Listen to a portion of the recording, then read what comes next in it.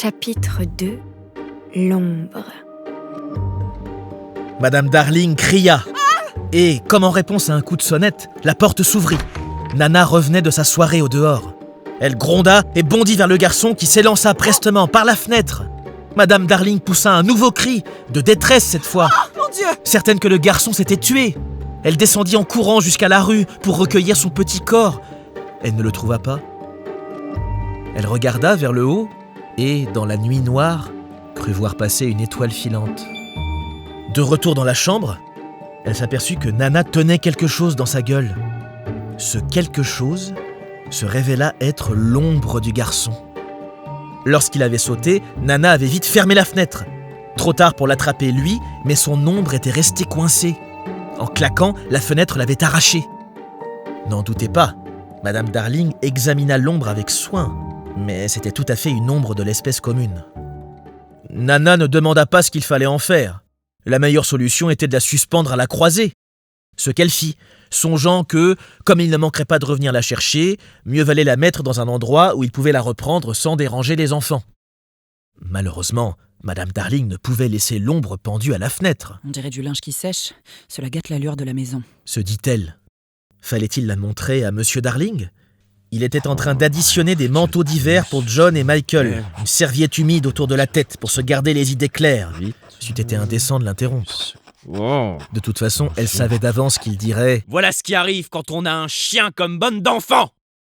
Elle décida donc de rouler l'ombre et de la ranger soigneusement dans un tiroir en attendant l'occasion d'en parler à son mari. L'occasion se présenta une semaine plus tard. Un certain vendredi d'impérissable mémoire. Car bien entendu, c'était un vendredi. J'aurais dû être plus prudente un vendredi. Se reprochait-elle souvent par la suite, tandis que Nana, assise de l'autre côté, lui tenait la main.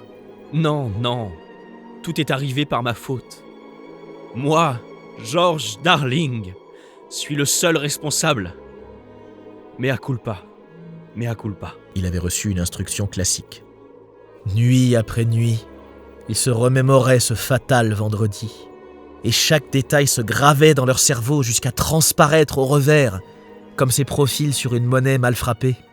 Ah, si seulement j'avais refusé cette invitation à dîner le 27! Si seulement je n'avais pas versé mon médicament dans l'écuelle de Nana!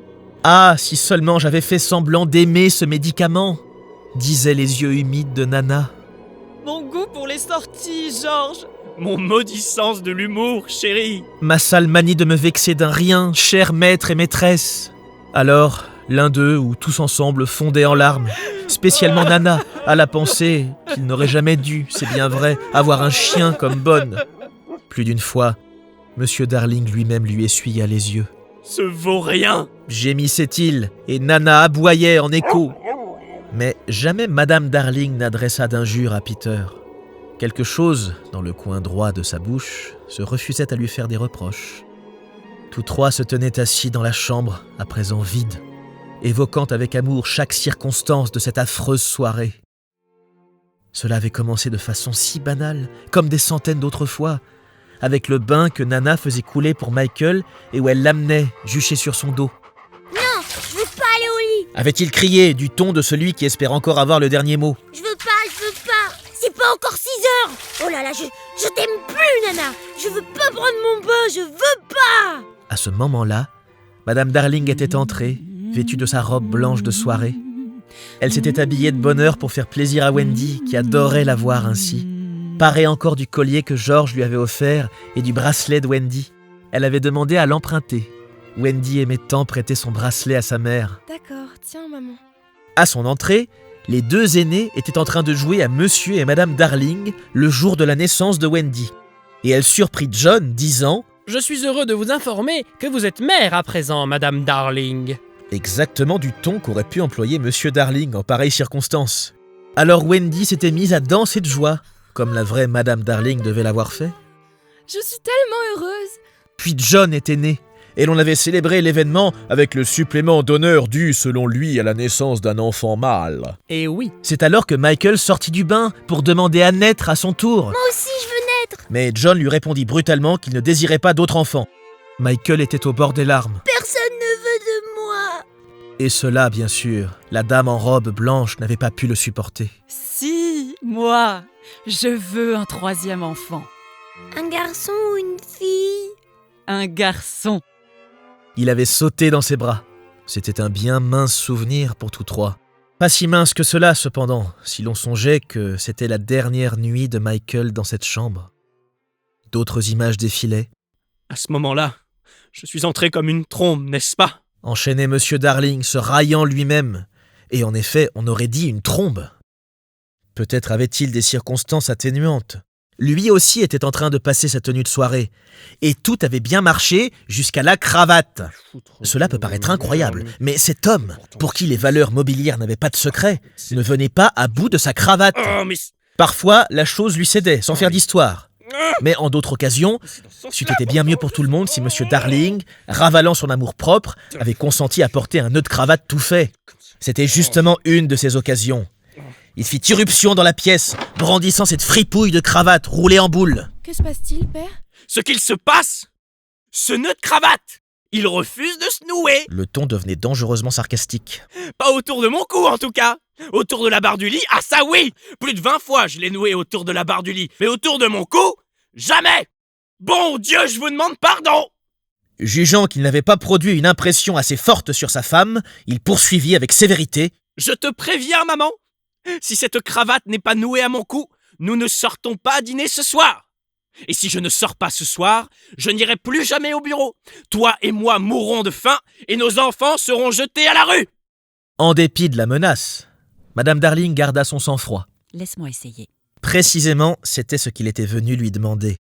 De ses jolies mains calmes, elle arrangea le nœud de cravate, tandis que les enfants, autour d'elle, regardaient leur destin se jouer. Certains époux mesquins en auraient voulu à leur femme de s'en tirer si facilement, mais Monsieur Darling avait l'âme trop élevée pour cela. Il la remercia négligemment, Merci. oublia d'un coup sa fureur, et l'instant d'après gambadait dans la chambre avec Michael sur son dos. Attention. Et attention, allez. Nous nous amusions comme des fous. Plus jamais. Georges, te rappelles-tu quand Michael me demanda soudain « Comment as-tu fait pour me reconnaître, maman ?» Je me rappelle. Ils étaient si gentils, n'est-ce pas, Georges? Et ils étaient à nous. À nous. Et les voilà partis. Nana avait mis fin aux ébats en surgissant dans la pièce, bousculant malencontreusement Monsieur Darling et couvrant de poils le pantalon du maître. Non seulement Monsieur Darling portait un pantalon neuf, mais surtout le premier pantalon galonné de sa vie. Il dut se mordre les lèvres pour ne pas pleurer. Madame Darling le brossa, naturellement. Là, c'est bon, laisse-moi faire, regarde, c'est bon, je les enlève, moi, les petits poils, y a pas de problème, hein. Mais il reprit sa vieille antienne sur l'erreur d'avoir un chien comme bonne. Georges, Nana est une perle. Sans aucun doute. Il n'empêche, j'ai parfois l'impression désagréable qu'elle traite nos enfants comme des chiots. Oh non, chérie. Je me le demande. C'était le moment de lui parler de Peter, pensa Madame Darling. Il accueillit d'abord l'histoire avec mépris, Pouah. puis la vue de l'ombre le fit réfléchir. Regarde. Ce n'est personne de ma connaissance. Mais en tout cas, ça m'a l'air d'un voyou.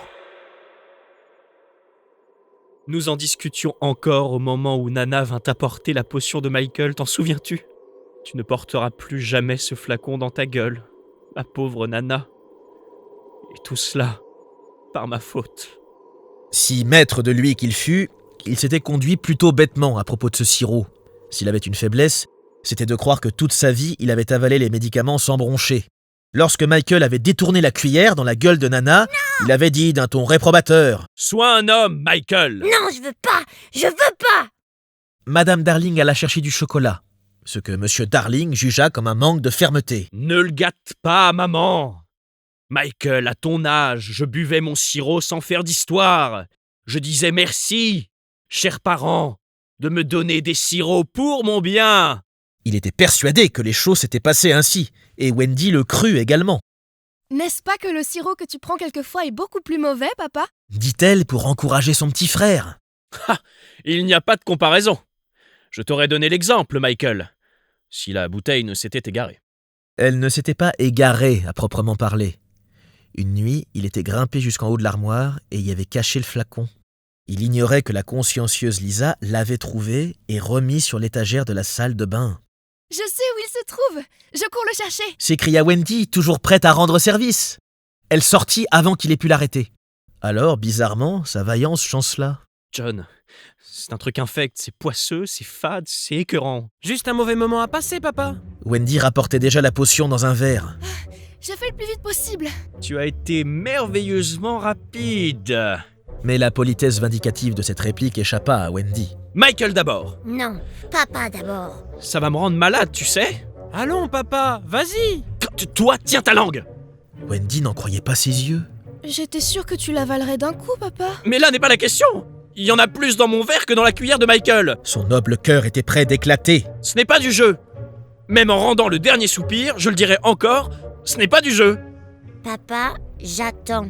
Cela te va bien de le dire. Moi aussi j'attends. Papa est un dégonflé. C'est toi qui es un dégonflé. J'ai pas peur, moi. Moi non plus. Alors bois-le. Bois-le toi-même. Wendy eut une idée formidable. Et si vous le buviez en même temps? D'accord. Prêt, Michael?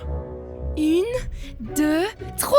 Et Michael avala sa potion, tandis que Monsieur Darling cachait la sienne derrière son dos.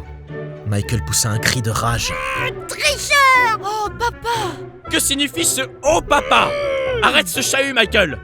J'avais l'intention de le boire, mais j'ai raté mon coup. C'était terrible, cette façon qu'ils avaient tous trois de le regarder, comme s'il lui retirait leur estime. Hé, venez voir, vous autres. Dit-il d'une voix suppliante dès que Nana fut entrée dans la salle de bain. Je viens d'imaginer une bonne blague. Je vais verser mon sirop dans l'écuelle de Nana. Et elle le boira, croyant que c'est du lait. Si la potion avait bien la couleur du lait, les enfants n'avaient pas l'humour de leur père. Ils le regardaient d'un air de reproche, tandis qu'il vidait le contenu de son verre dans l'écuelle de Nana. Quelle rigolade. Bah, tu ne rigoles pas, Wendy. Cependant, ils n'osèrent pas le dénoncer quand Madame Darling revint avec Nana dans la pièce.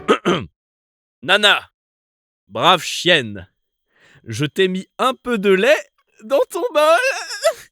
Nana remua la queue, courut vers son écuelle et se mit à laper. Puis elle lança à Monsieur Darling un de ses regards. Pas un regard de colère, non, mais ce grand larmoiement pathétique qui vous déchire le cœur de pitié pour la noble race canine.